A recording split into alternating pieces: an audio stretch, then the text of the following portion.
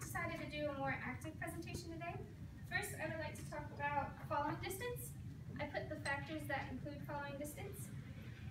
This is the distance in which you should follow the car ahead. Now, in order to calculate this distance, we have to take into account reaction time, brake efficiency, total stopping distance, velocity, and the road conditions. So, for example, here's the first car and the second car. You have to follow at a certain distance, or else if this car comes into a condition, say a cow comes across the road and stops, if you're not following that distance, this car will come up and crash into it. Obviously, people can die from that. And depending on the different road conditions, like gravel, your following distance will change. And so if the road conditions change, you could either go a lot faster or you could go a lot slower, and you have to take into account for that. Secondly is braking distance. The factors that include the braking distance are braking efficiency, tire quality, road surface, mass of the vehicle, and the speed.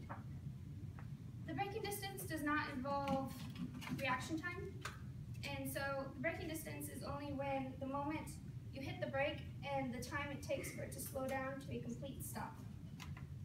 Thirdly, the total stopping distance takes into the reaction distance and the braking distance. This is the total time for you to react when seeing something, and then that distance is the reaction distance, and then you begin your braking distance, and that's your total stopping distance. Reaction time, I have included the formula to calculate reaction time. Your reaction time can decrease based on drug use, and I have used an example as car 1. Her name is Jackie, and she got a very good night's sleep last night. She takes an average time to stop, and so she's easier to avoid collisions.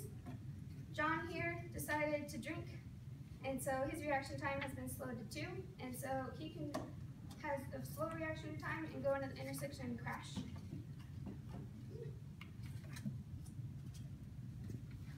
I have acceleration and negative acceleration. Acceleration is the time it takes to change velocity, and negative acceleration is the time it takes over time for you to slow down.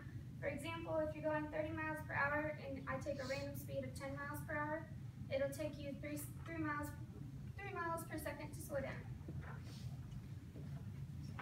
When the light turns yellow, you have a zone represented by these Jenga bricks of the go zone and the stop zone.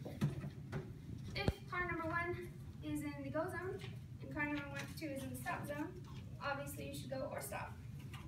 If the light time changes, the stop zone does not change, but the go zone does change. So if the car is in the overlap zone, you can either stop or go safely, but no matter what, if you're in the red zone, you have to stop. This is an example of yellow light changes and what effects it has on the go zone, if you can read that.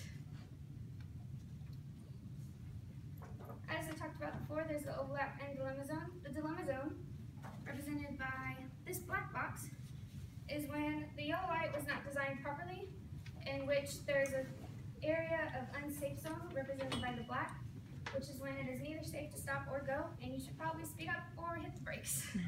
And lastly, for curves, the factors you should include are speed, friction, and the degree of the turn.